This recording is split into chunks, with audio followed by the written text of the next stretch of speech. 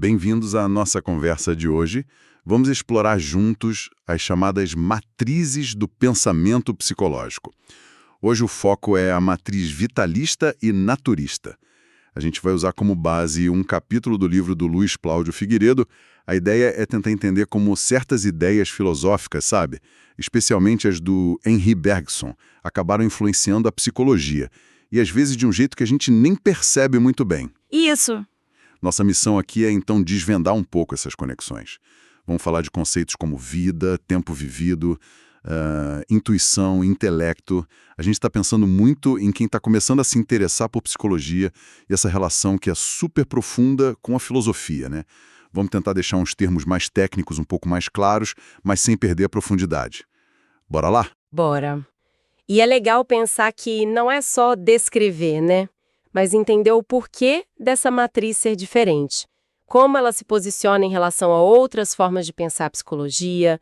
E o Bergson, que o Figueiredo usa tanto, ele não é tipo um Freud que fundou uma escola direta de terapia. Mas as ideias dele capturam um jeito de pensar, uma atitude, que a gente vai ver depois em algumas correntes. Tipo quais? Tipo no humanismo, ou em terapias que focam mais no corpo, na vivência mesmo.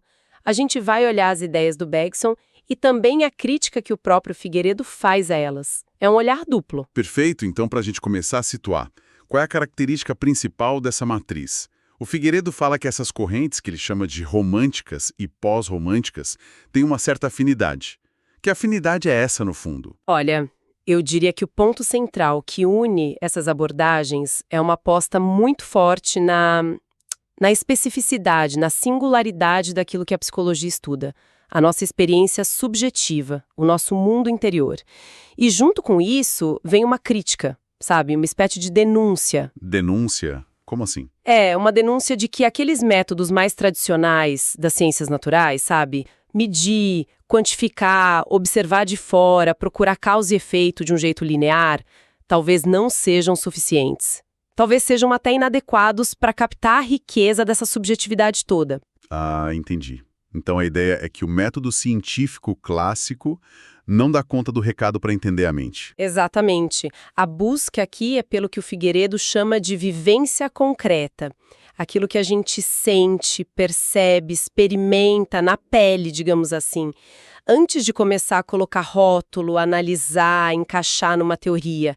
É uma reação bem clara àquela visão que era muito forte, né, principalmente no século XIX, de que para ser científico tem que transformar tudo em número, tem que objetificar. Faz sentido. E como isso se compara com outras matrizes da psicologia? Bom, isso bate de frente, né, com aquelas matrizes que buscam justamente o oposto. Leis gerais, princípios que valem para todo mundo, são as chamadas abordagens nomotéticas. Nomotéticas.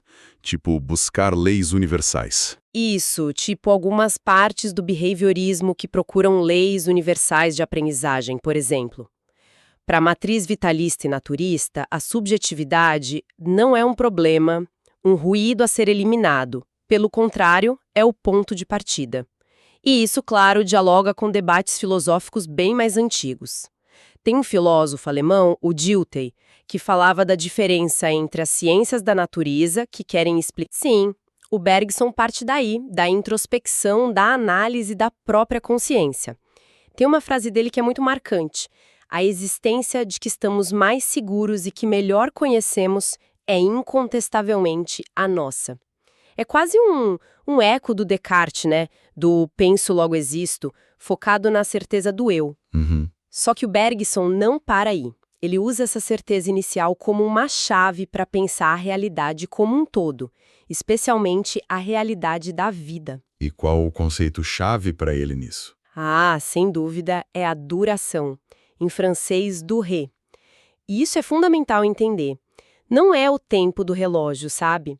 Aquele tempo objetivo, externo, que a gente mede em segundos, minutos, que pode ser dividido em partes iguais. A duração é o tempo vivido. É o fluxo constante da nossa consciência, onde o passado não some, ele se acumula, ele pressiona o presente e assim vai criando o futuro. Dá para dar um exemplo disso? Claro. Pensa na diferença entre você olhar o relógio, marcar 5 minutos, um tempo objetivo, espacializado, e você sentir esses mesmos 5 minutos passarem quando está super entediado ou esperando algo com muita ansiedade. Esse tempo sentido, qualitativo, que não é igualzinho o tempo todo, essa é a duração. Nossa, faz todo sentido. É a experiência do tempo, não a medida dele. Exatamente. E para o Bergson, existir e estar nesse fluxo, ele diz.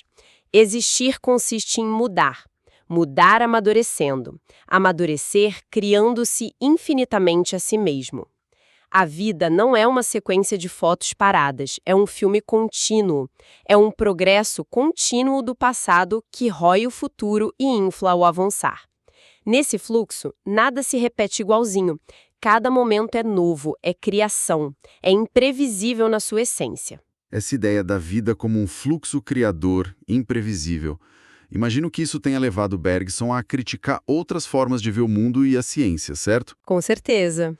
Ele era um crítico muito forte de duas visões que dominavam muito o pensamento da época dele: o mecanicismo e o finalismo. Mecanicismo e finalismo, o que seriam? O mecanicismo via o universo como uma grande máquina, tipo um relógio onde tudo é determinado por causas anteriores, como se fossem peças numa engrenagem. Já o finalismo acreditava que a evolução, a vida, tinha um propósito final, uma meta já definida lá na frente. E o Bergson discordava dos dois. Totalmente. Para ele, os dois erravam feio porque ignoravam a característica mais fundamental da vida, a criação de novidade radical. Tanto o mecanicismo quanto o finalismo tratavam o futuro como se ele já estivesse contido no passado, seja pela causa inicial, seja pelo fim pré-estabelecido.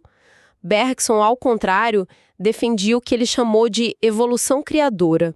O futuro é genuinamente aberto, imprevisível. A vida não segue um roteiro pré-escrito. Fascinante essa ideia de imprevisibilidade radical. E para a gente conhecer essa realidade que é puro fluxo, o Bergson diz que a gente tem diferentes ferramentas mentais, né? Ele fala de inteligência e instinto. Como ele diferencia essas duas? Essa distinção é, assim, super central no pensamento dele. A inteligência, para Bergson, é a faculdade que a evolução desenvolveu na gente, principalmente para lidar com o mundo material. Uma matéria inorgânica, sólida. Para construir coisas. Isso. É a capacidade de fabricar ferramentas. Por isso ele diz que o ser humano é menos homo sapiens, o homem que sabe, e mais homo faber, o homem que faz. A inteligência pensa em termos de espaço, de partes separadas, de lógica, de causa e efeito. Ela é ótima para analisar, dividir, prever e controlar o mundo físico. Mas tem um problema aí, né? Tem um porém, sim. Justamente por ser moldada para lidar com o que é espacial, estático, divisível, a inteligência tem o que Bergson chama de uma incompreensão natural da vida. Ela não consegue pegar o fluxo contínuo, a duração, a qualidade do viver por dentro. Como assim por dentro? Para entender algo, a inteligência precisa parar o movimento, fragmentar, analisar as partes. Ela opera sempre de fora. Pensa como a ciência estuda um bicho vivo. Muitas vezes precisa dissecar, né? Mata o fluxo vital para entender a estrutura. Para Bergson, a inteligência faz algo parecido com a própria consciência. Ela mata o fluxo para poder analisar. Entendi.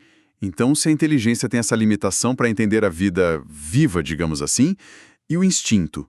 O que o Bergson diz sobre ele? É algo inferior, complementar? Ele via como algo de natureza totalmente diferente. E não só uma questão de grau. O instinto, para o Bergson, age organicamente. Ele está como que colado na própria vida. Enquanto a inteligência conhece relações abstratas, formas, o instinto conhece coisas concretas, situações vitais. Ele está ligado direto à ação, à sobrevivência. Bergson associa o instinto à capacidade de usar e construir instrumentos orgânicos. Pensa na habilidade super complexa e que parece inata de uma abelha construindo a colmeia. O instinto não analisa de fora, ele age a partir de dentro da necessidade vital. É mais direto, mais imediato, embora talvez menos flexível e menos consciente que a inteligência. Certo. Inteligência para matéria e instinto para ação vital mais direta. Mas e nós humanos? A inteligência parece que domina, né? A gente perdeu essa conexão mais direta com a vida. É aí que entra a tal da intuição que você mencionou antes. Exatamente. Aí que tá o pulo do gato do Bergson. A intuição é a chave dele para um conhecimento mais profundo da vida. E ela surge como uma possibilidade especificamente humana. Por quê? Porque na gente, a inteligência se desenvolveu demais, mas o instinto não sumiu de vez. Ele ficou meio que adormecido como uma franja em volta da inteligência. E Bergson descreve a intuição de um jeito muito poético, na verdade. Seria o instinto que se tornou desprendido, consciente de si mesmo, capaz de refletir seu objeto e de o ampliar infinitamente. Nossa, que definição. Quer dizer, é o instinto ficando consciente. É como se o instinto, em contato com a consciência reflexiva da inteligência, pudesse se voltar para dentro e captar o próprio fluxo da vida. É uma virada. E que tipo de conhecimento essa intuição daria? É científico? Aí é que está o ponto crucial. Para Bergson, não é um conhecimento científico no sentido tradicional. Não é algo que a gente consegue comunicar facilmente em conceitos claros, lógicos, universais. Por quê? Porque conceitos e lógicas são ferramentas da inteligência, e a gente já viu que a inteligência não pega a vida no seu fluxo. O que a intuição oferece é algo mais sutil, uma espécie de simpatia intelectual, ele chama, uma comunhão com a realidade interior, um sentimento de sintonia com o fluxo vital. Uma comunhão. Isso, ele usa a arte como um grande exemplo. O verdadeiro artista não analisa o objeto de fora. Ele tenta captar a essência por dentro, por uma espécie de empatia profunda, uma sintonia intuitiva com o que ele chama de intenção da vida. Entendi. É quase um sentir junto, né? Exatamente. E aqui está o ponto que realmente desafia a psicologia científica como a gente costuma pensar. Se a intuição é o jeito privilegiado de acessar a vida interior, e a inteligência, que é a base da ciência, é inadequada para isso, então a própria ideia de uma psicologia científica nos moldes das ciências naturais fica em xeque. Puxa vida! O Bergson está basicamente dizendo que a ciência, como a gente conhece, que é produto do intelecto, é incapaz de entender a essência da consciência da vida. É uma visão radicalmente diferente de outros pensadores da época, tipo os pragmatistas americanos, que viam na biologia, na evolução, justamente a chance de fundar uma psicologia científica forte. Para o Bergson, simplificando um pouco, a ciência do intelecto não entende nada de vida. Nossa, isso é realmente radical. Se a ciência baseada no intelecto não serve para isso, e a intuição oferece essa comunhão que parece difícil de traduzir em conhecimento objetivo, o que sobra para a psicologia? Ela vira uma arte, uma filosofia, algo meio místico, talvez. De certa forma, sim. O Bergson lá acenava para a possibilidade de uma metafísica, que seria baseada na intuição, e essa metafísica seria mais próxima de uma arte do que de uma ciência com leis e técnicas que a gente pode replicar. O foco não seria prever e controlar comportamento, mas sim promover essa sintonia, essa comunhão do indivíduo consigo mesmo e com o elan vital, o impulso vital que ele acreditava que animava toda a existência. É uma visão bem estetizada da psicologia, né? Sim, totalmente. E a própria escrita do Bergson reflete isso. É cheia de imagem, quase literária. O Figueiredo até comenta que é difícil separar o conteúdo filosófico do estilo dele. Que fascinante pensar nessas ideias filosóficas de quase um século atrás. E o Figueiredo argumenta que elas não ficaram só lá nos livros de filosofia, certo?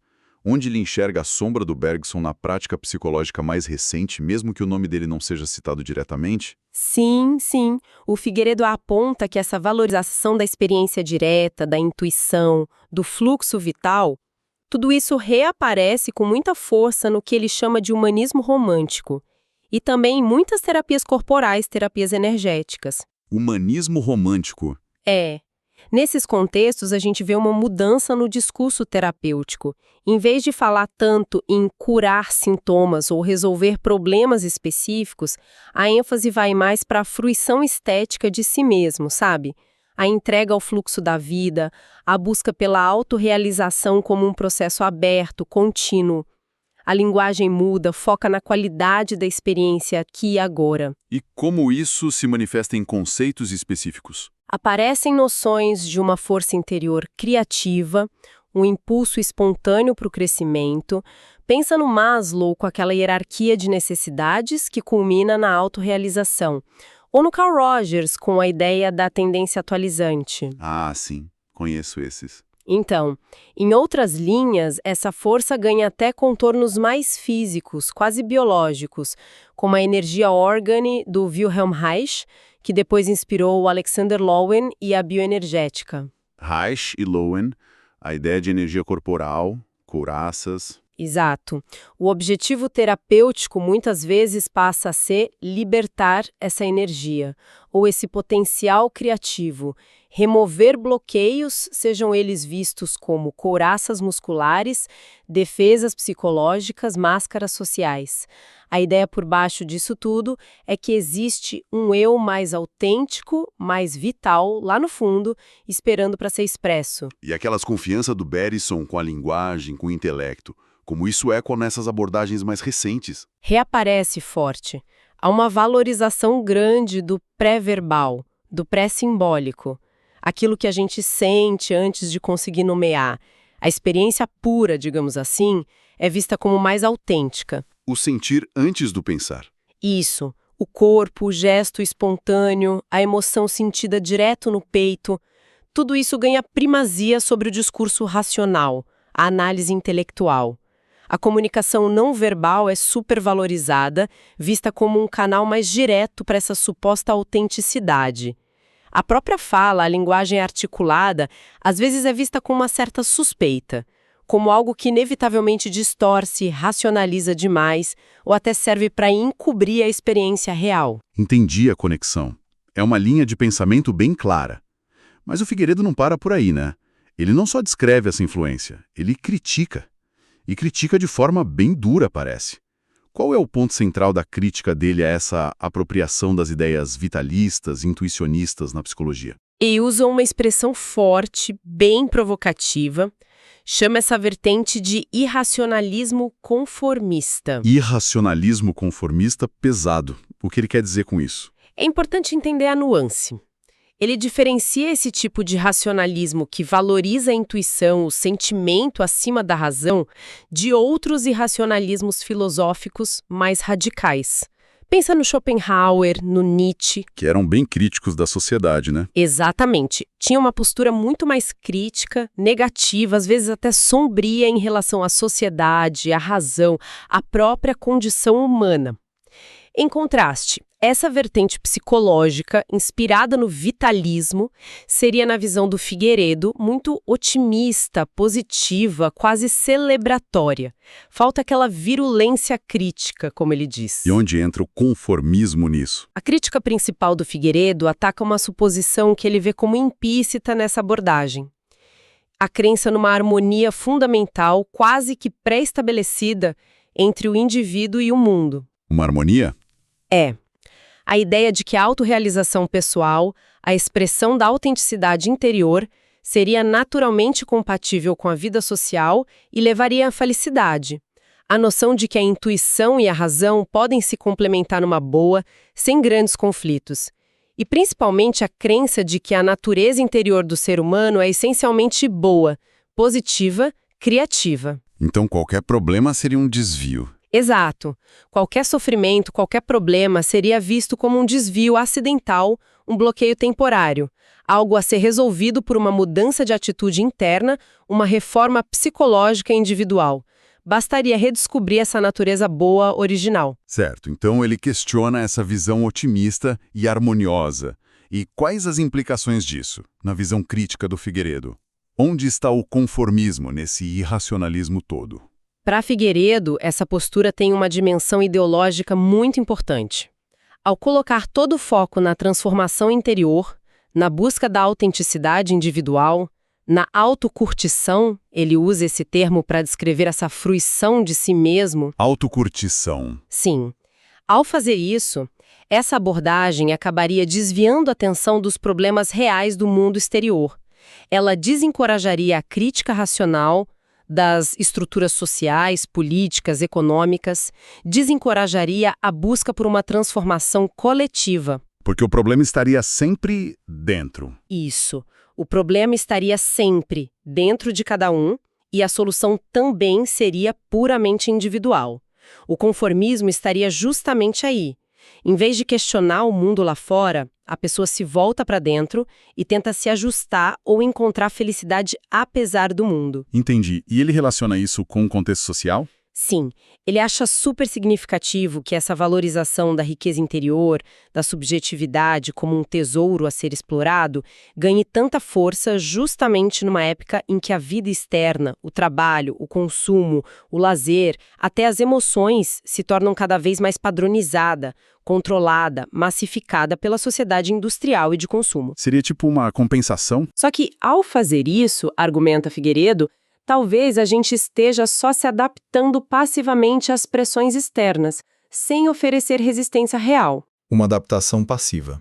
Por isso ele fala em um subjetivismo anêmico, quer dizer, um foco no sujeito que é fraco, sem força para criticar ou transformar a realidade. Seria um irracionalismo bem comportado, sabe? Que não incomoda o status quo. O Figueiredo até reconhece o valor histórico do vitalismo lá atrás, como crítica ao reducionismo mecanicista na biologia. Mas ele argumenta que no contexto da psicologia do século XX, essa herança virou uma ideologia, com pouco valor cognitivo, ou seja, não ajuda muito a conhecer a realidade de fato, e politicamente inofensiva. Uma ideologia inofensiva. Seria uma reação meio inconsequente ao positivismo, ao cientificismo. Porque, ao desvalorizar a razão, em nome da intuição e do sentimento, ela acaba perdendo a própria ferramenta da crítica racional. Uau, é uma perspectiva bem crítica mesmo. Forte. Bom, recapitulando então nossa exploração de hoje. A gente partiu da matriz vitalista e naturista na psicologia, usando Bergson como exemplo principal. Vimos a ênfase dele na duração, o tempo vivido, né? Na intuição como um acesso ao fluxo vital, e a crítica dele à inteligência analítica como inadequada para captar a vida. Isso. E vimos como o Figueiredo identifica ecos dessas ideias em abordagens psicológicas mais atuais, especialmente no humanismo e em terapias que focam na experiência, na autenticidade, na autorrealização. Exatamente. E, por fim, a gente mergulhou na crítica contundente do Figueiredo a essa apropriação. Ele questiona se essa aposta toda na interioridade, na intuição, numa suposta harmonia natural, não acaba mascarando um irracionalismo conformista? Uma visão que, apesar de parecer libertadora por focar no potencial individual, poderia, na verdade, ter uma função ideológica, uma função de adaptação a essa sociedade mais massificada, diminuindo nosso ímpeto para a crítica racional e para a transformação social. Essa análise toda deixa a gente com uma pergunta para refletir, não é? Fica aqui no ar.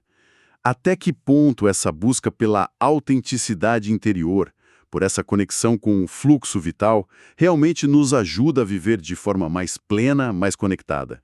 Ou será que, paradoxalmente, pode acabar nos isolando das estruturas sociais complexas, dos desafios coletivos que a gente precisa enfrentar? É uma tensão interessante. Sim, como achar um equilíbrio entre valorizar a riqueza inegável da nossa experiência subjetiva, que o Bergson descreveu de um jeito tão poético, e ao mesmo tempo manter afiada a nossa capacidade de análise crítica, de pensamento lógico e de ação transformadora no mundo lá fora. Fica aí a provocação para a gente continuar pensando sobre isso.